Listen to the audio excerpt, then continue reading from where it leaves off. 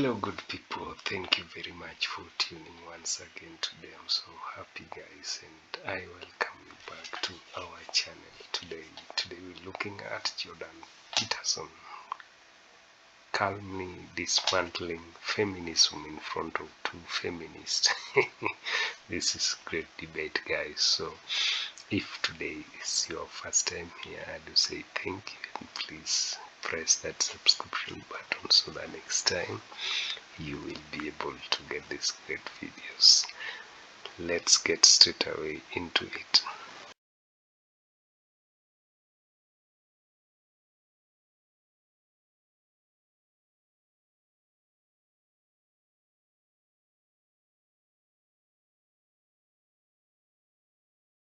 One of our guests of the day, the other one today, is a man you may recognise, or maybe you don't. Jordan Peterson has achieved that rare feat, becoming a global superstar academic.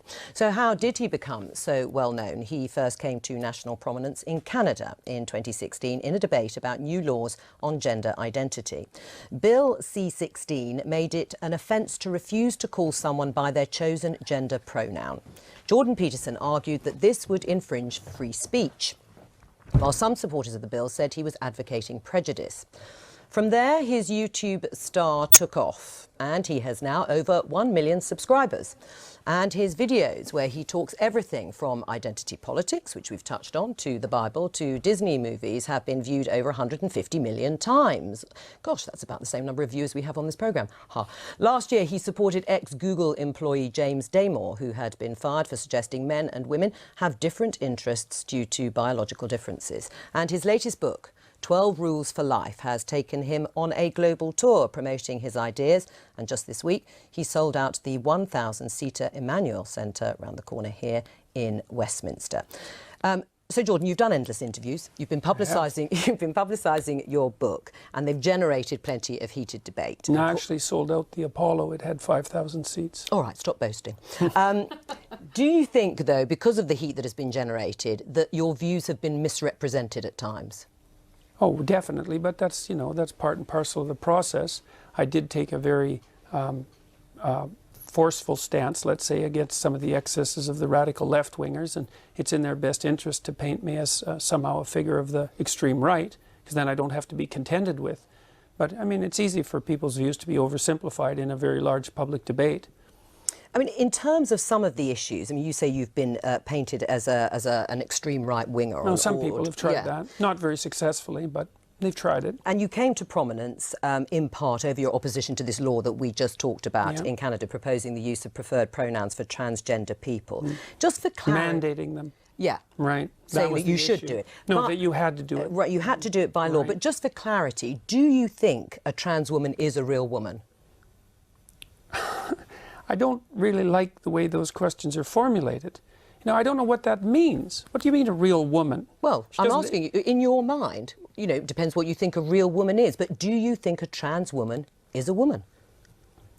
No. Why not? Because I think that women are capable, generally speaking, of having babies, and they have female genitalia, and they have an XX chromosome, and I think the biological markers are relevant. It doesn't necessarily mean that I don't think that people should be treated with respect and dignity if they happen not to fit easily into a gender category. That's a different issue. Right.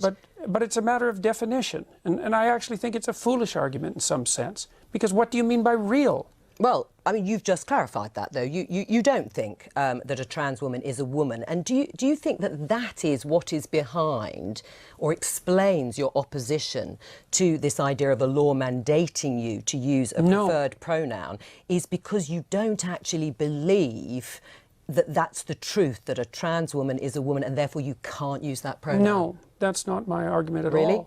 Yeah, really. My argument is that the government shouldn't compel voluntary speech. No, but I know what your argument is, and no, you've made it very clearly. But that's exactly it. But the motivation behind it. But you don't believe I wouldn't put everything on my online in my life to take the stance I did unless I had thought that through very deeply. And I've thought it through very deeply. There aren't hidden motivations that have to do with some arbitrary prejudice against trans people. Okay. It's pure and simply this. There's never been a time in English common law history where the government compelled speech, and the Canadian government dared to do that. And that was unacceptable. And they masked it with this show of compassion for the oppressed, and I don't buy it. Right, but you would, as I think you said, at an individual level, if somebody asked you, if somebody asked you to use a particular pronoun, you would do so. Well, I have. You have? Yes. Right, fine. Yes. Let's talk about feminism. Are you a feminist? No, not as it's currently defined, certainly not. No, well, in any other definition? Well, I think that anybody who doesn't think that the competitive landscape should be opened up for equality of opportunity is not thinking. And so everyone's interests are better served if people have as equal access to opportunity to display their talents and to manifest their talents in the world as possible. So in that sense, certainly. But feminism now, and this is why it's so deeply unpopular, a very small minority of women in the UK identify as feminists. And the reason for that is it's primarily become an ideological weapon.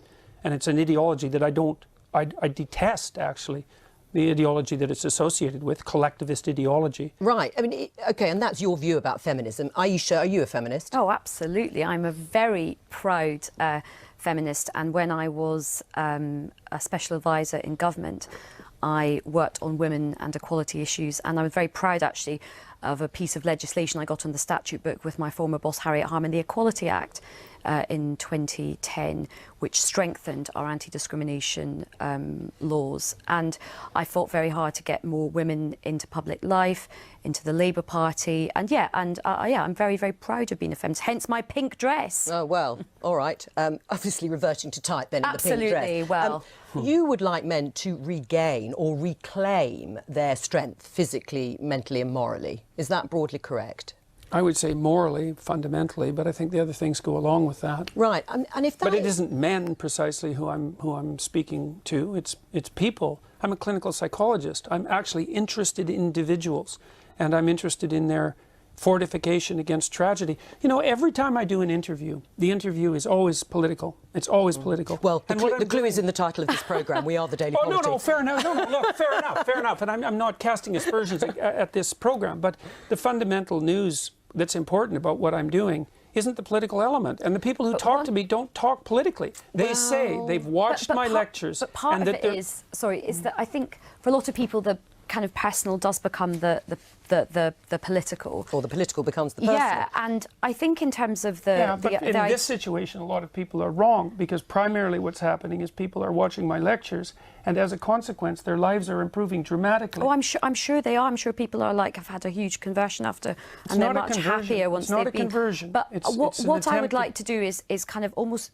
I think at the moment the discussion about feminism is very divisive, and sometimes it can sort of be like, OK, men have to lose and women have to gain. Actually, everybody has a lot to gain by greater equality. Now, whether you get the equality of outcome that you want, I think only time will tell. But certainly, equality of opportunity is very important. And actually, we can agree on that. And a lot of men would benefit from that. So I think a lot of men are having a lot of crises at the moment in terms of mental health, suicide issues, their own sense of identity, because I think some of the stereotypes put on men are quite limiting for them as well. I think they make men quite unhappy as well. The devil's in the details with regards to equality, because I'm an advocate of equality of opportunity. But and I think outcomes. the idea outcomes, that's an appalling doctrine. Why? All right. Well, because you have to produce an unbelievably potent bureaucracy to make the ever greater and ever finer distinctions that are necessary to enforce equality of outcome. How many group differences are you going to equalize across?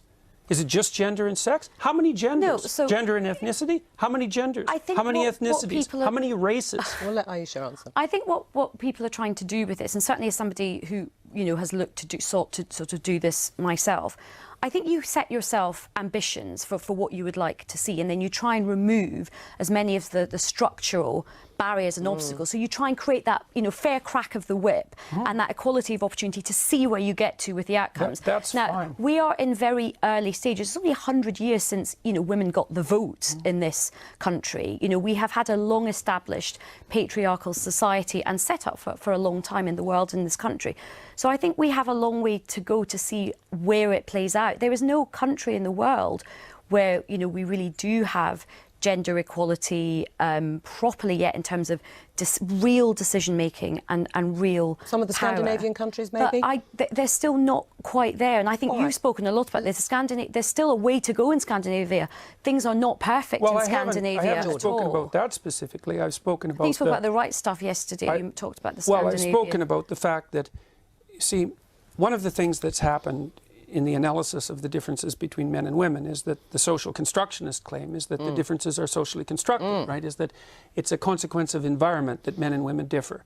But what the scientific literature indicates is that as cultures become more egalitarian, like they have in Scandinavia, the differences between men and women actually increase rather than decreasing, which is a direct repost to the social constructionist view. So they just deny all that. The biggest differences in the world in interest and temperament are between Scandinavian men and women. It's exactly the opposite of what everyone predicted. Can I just pick up on one thing you said a little earlier in the interview, which you said it's the moral guidance that you are focused on. You think that is particularly important. How do you square that with the behaviour of perhaps arguably, you know, a prominent alpha male president of the United States, Donald Trump, when his behaviour, I mean, he is accused of having an affair with a porn star when his wife was pregnant. How does that fit with morally reclaiming? Well, I would say that was rather clearly immoral. Right. Yeah, but you would still, not to be a target for emulation. But you still would have voted for him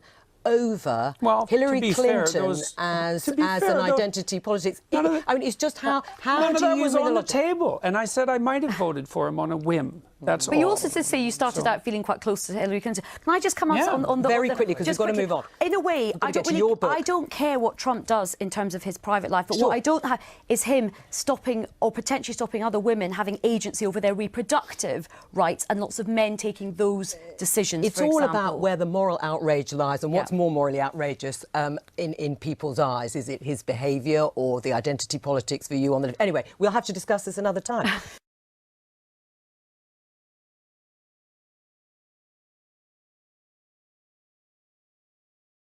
Oh my, that was a very beautiful discussion. You look at the wit with which this guy explored all the avenues in discussion, and I say, wow, I like it, guys. That was a beautiful discussion. And if today is your first time here, do press that subscription button so that next time you will be able to get this great video. See you again next time.